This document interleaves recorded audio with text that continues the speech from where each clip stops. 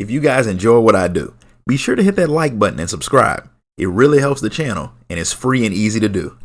Before we get started with today's video, I have an announcement to make. After years of telling other people's stories, I finally released one of my own. My novel Eternal Reign is available now in both ebook and paperback format for those of you who are like me and prefer to collect physical media. You can grab a copy right now on Amazon through the link in the description of this video.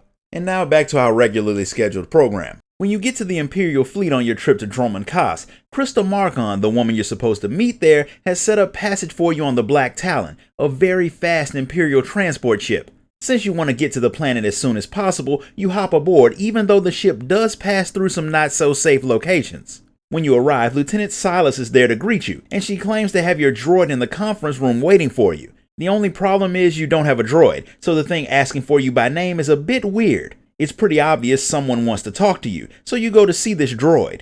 The droid, NR-02, was sent by Grand Moff Kilran, the commander of the Imperial 5th Fleet, specifically to get in touch with you.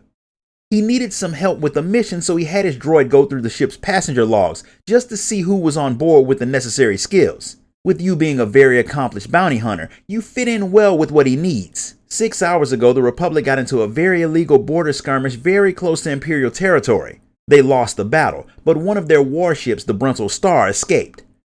It's carrying a passenger that Kilran once captured, and the Black Talon is the only ship close enough to do the job. The person he wants is called the General, and the Republic thinks he knows some Imperial secrets. Kilran needs the man caught or killed, but Captain Orzik, the man who's in control of the Black Talon, doesn't think the General is worth the trouble, so he disobeyed Kilran's order to attack. He wants you to deal with him, take over the ship, find the SWTOR, and deal with the General. He says all of this like it's supposed to be easy, but it definitely won't be. However, since your only choice is to do the job or make an enemy of the Empire, you head off to complete your mission. The soldiers aren't just gonna let you take over their ship, so using quite a few blaster bolts and explosives, you clear a path to the bridge so you can have a conversation with the captain. He knew Kilran wouldn't like him disobeying his orders, but he hadn't expected the man to get someone to take over the ship.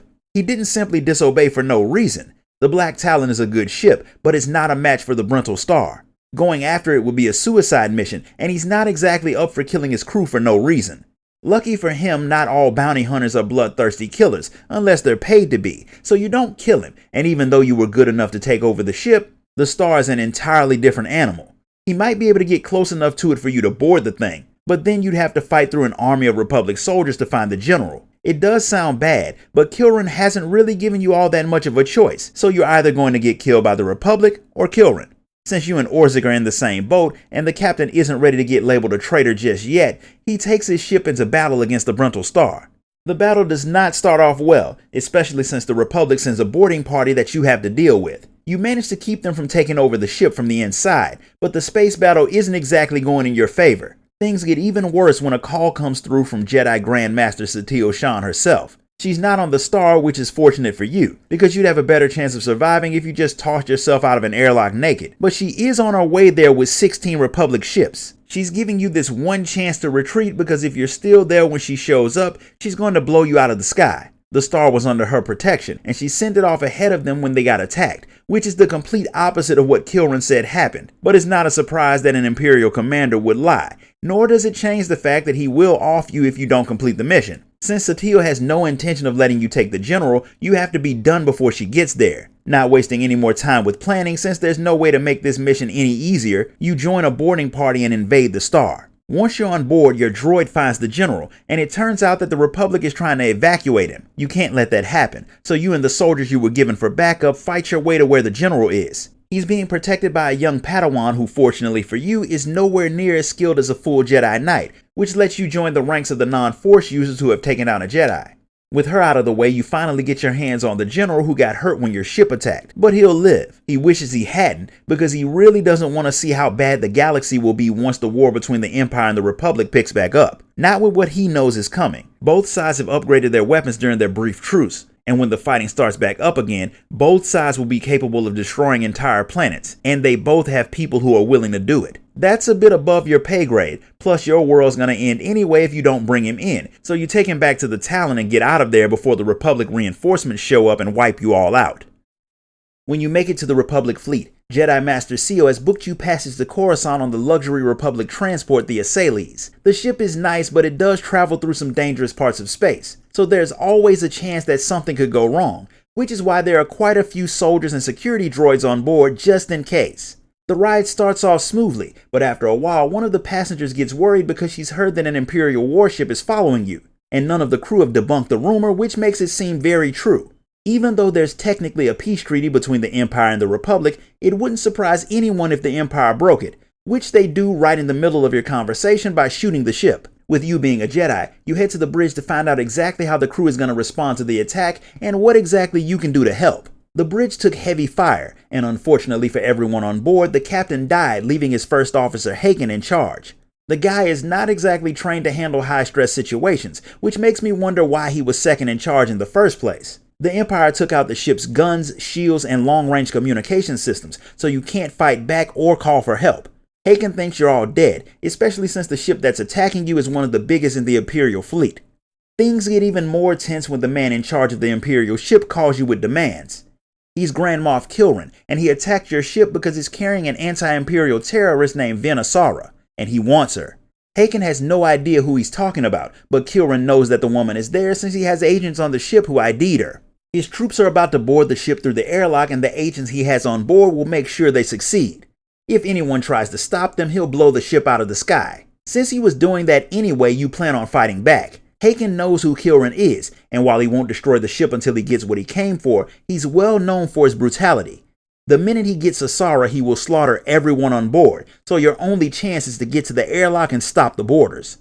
There are soldiers on board, so he calls the commander and tells him to meet you by the airlock. When you fight your way to the airlock, Commander Narlock and his security forces are already there, and they're ready to join the fight the moment the Imperials break through. So with them adding their strength to yours, you're able to hold off the invaders. Unfortunately, it turns out the whole airlock infiltration was a distraction, something that Asara runs in to tell you. It turns out that the person the Imperials are after is the woman who was talking to you right before the attack started, and she came to tell you that right after Haken sent you to the airlock, a Mandalorian mercenary named Iron Fist led a sneak attack on the bridge. Him and his crew took control of it, and now the area is locked down. The Imperials want Asara pretty badly, which makes sense since her whole mission is to go into Imperial-controlled worlds and convince them to join the Republic. She's very good at it, which is why they want to capture her and give her a slow, very unpleasant pathway to the great beyond. She doesn't want that for obvious reasons, so she really wants you to retake the bridge. The only people who would know how to get through the lockdown are the engineers down in the engineering section of the ship. It won't be easy for you to get there, so Narlock and his men head off to distract the soldiers while you clear a path to the engineering section. The engineers are happy to see a Jedi since the lockdown has also trapped them in their section. They could get you to reset the reactor, which would undo the lockdown, but it would also vent the engineering department, killing all of them. There are conduits around the area that can be shut down that would also end the lockdown without killing them, but it would be more dangerous to try since there are Imperials all over the area. Asara wants to just kill all of the engineers to get to the bridge ASAP, but no Jedi would agree to that, so you head off to do things the more difficult yet far less evil way, which works, giving you access to the bridge. Mandalorians aren't exactly soft targets, and Iron Fist is one of the best, so he'll definitely put up a fight. While he's good, he's no match for a Jedi of your skills, so you take him down, reclaiming the bridge. Even though you've retaken the ship, the situation is still pretty bad, but Asara has an idea. She wants you to take a shuttle to Kilran's ship and destroy their tractor beam so the Assailles can escape. Since she's been on warships like that one, she thinks she can guide you to the beam's controls. Haken thinks it's a good idea too, but not for the reason you might think. While Asara's changing into a Republic uniform so the Imperials won't know that she's left the Assailles, Haken tells you that it might be for the best if you leave Asara on the Imperial ship so they won't have a reason to keep coming after them. None of these people seem to understand Jedi at all because they're not exactly known for simply sacrificing people all willy-nilly. But time is too short to argue the point, so you board the ship and get to work. Kilran learns that you're on board pretty fast, and he has something special waiting for you. You disable the tractor beam, but when you and your boarding party try to hop on the shuttle to get back to your ship, you all get attacked by a Sith. He's very eager to fight a Jedi, so you give him the fight he wants and help him become one with the Force before you lead Asara to the shuttle and head back to the Assailles, where you all get out of there before the Imperials have a chance to blow you out of the sky. Haken is happy that your mission was a success, but he's not all that glad that Asara made it back. Regardless, the day is saved, and the crew is more than happy to drop you off on Coruscant, despite the fact that Kilran will definitely be coming after all of you in the future. This concludes the story of the Asaylee's Flashpoint. If you enjoyed this video, be sure to like it, comment, share it, and subscribe. Grab a copy of my novel on your way out, and I'll see you all next time.